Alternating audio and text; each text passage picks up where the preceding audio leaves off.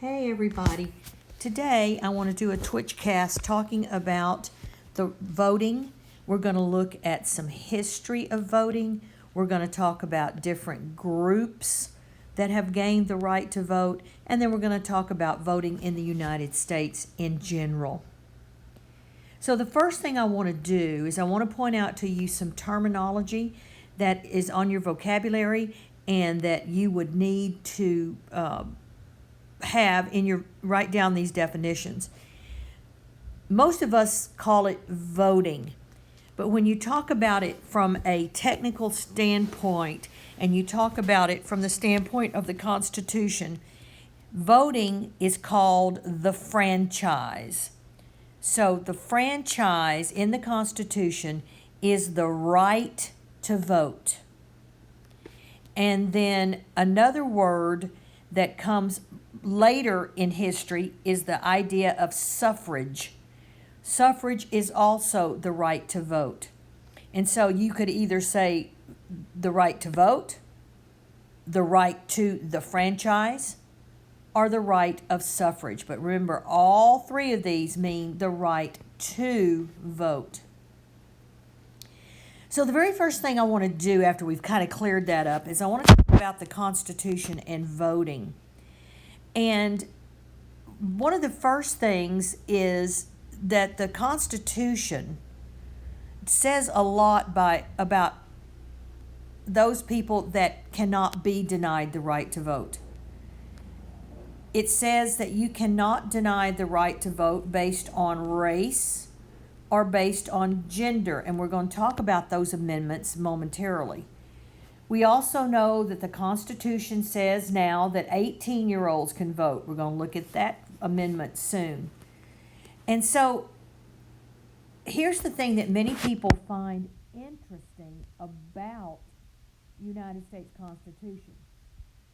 Nowhere does it ever say point blank that all citizens have the right to vote. It never says that. Isn't that interesting? Other constitutions do, but not the United States Constitution. So the right to vote, very carefully, has been extended through amendments to the Constitution, and we will be talking about those amendments. And so on the exam, you're asked, does the Constitution say anything about voting? The answer is no, it does not. Everything has been added. Now, here's the thing that I want you to keep in mind.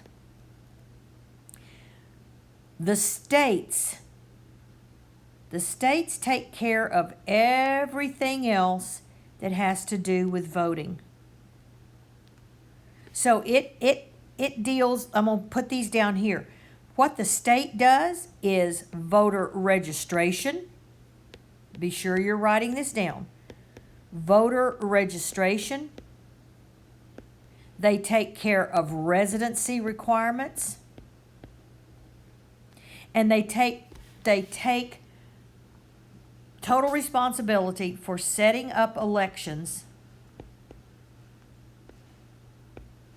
in their state. Isn't my handwriting horrible, y'all? So there's three things the states do. One, they set up voter registration. Two, they set up the residency requirements. And three, they coordinate and organize all of the elections that are held in their state. Now, when we talk about voting, and I talked about this with political socialization, it is your responsibility to vote.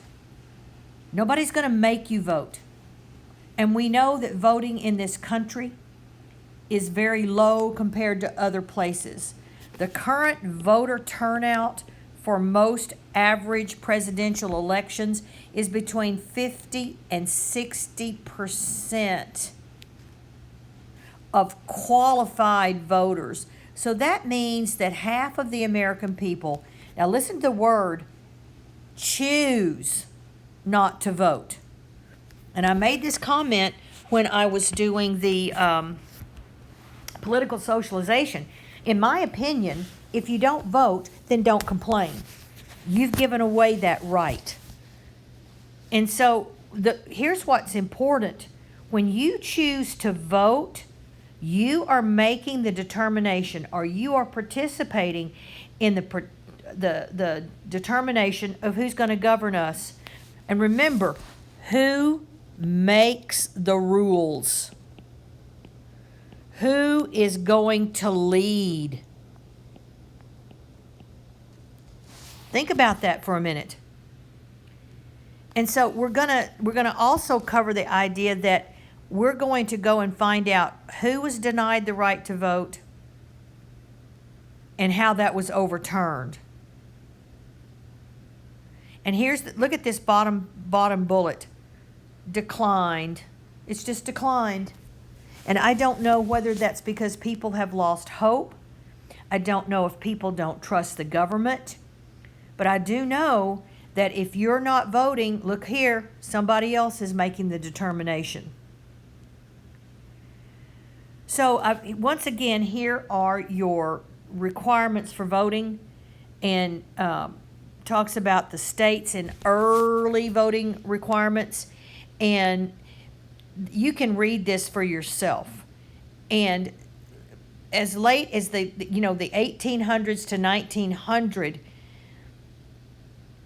it was believed and put into the states, remember the states do all of this, that the best educated men, and only men who were white and who owned property. So be sure you write that down. This is the original people who could vote. White men who owned property. Everybody else was excluded. This was up till about, we're going to talk about when these major changes took place. As the country began to grow, and as Andrew Jackson became president in the late 1820s, 1830s, we see, and you can just read this, that things did begin to change. And they began to change inside individual states. Some states allowed women to vote, most states didn't. They would not let you vote if you were Native American, and for sure if you were an African American. So just read this and we'll move on to the next thing. So here we go. Let's look at what has happened. Let's look at the changes that we see in the Constitution of the United States. The first major significant change that would change everything is the 15th Amendment. Now remember what I told you. The right to vote has been done almost exclusively through adding amendments to the Constitution. Did you get that? Almost exclusively through amendments. So the first major change is the 15th Amendment. The 15th Amendment said that you could not deny the right to vote based on race, color, or previous servitude, and that's just a fancy word for slavery.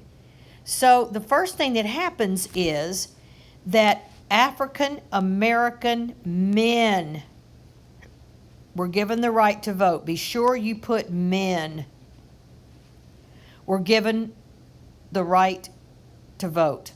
Now we're going to talk about this last sentence right here in just a minute. So this had to do with any elections like for president, for senator, for representative, but it was not applied to local and state elections. Did you get that? So, but here's the deal. It had to start somewhere. There had to be that breakthrough. Well, this was your breakthrough. Breakthrough, y'all, the 15th Amendment. The next big breakthrough, historically, is the 19th Amendment. And notice there's your word suffrage again, the right to vote. And so in 1920, the 19th Amendment gave women the right to vote. And things ain't never been the same again, y'all. Okay? And then the last big change to voting is going to happen with the 26th Amendment. When I was a kid growing up, in order to vote in Texas, you had to be 21.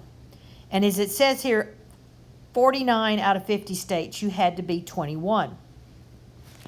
Well, along comes the Vietnam War, where we saw 18-year-olds being drafted with no say-so. And they were being drafted by the members of the United States government who were elected.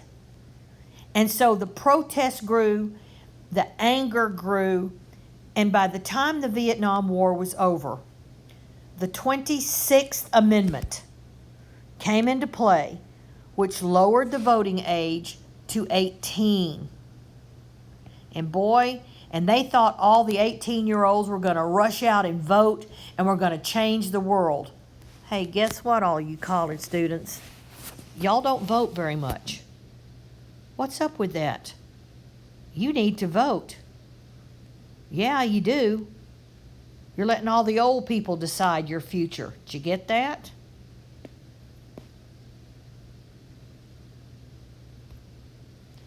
So, these are the major changes that have come about because of voting. Now, in another Twitchcast, I'm going to do how people were prevented from voting and then were able to start voting due to major issues, the civil rights movement, etc. So I hope that you all enjoyed this as I try to fumble through and stop it. Bye.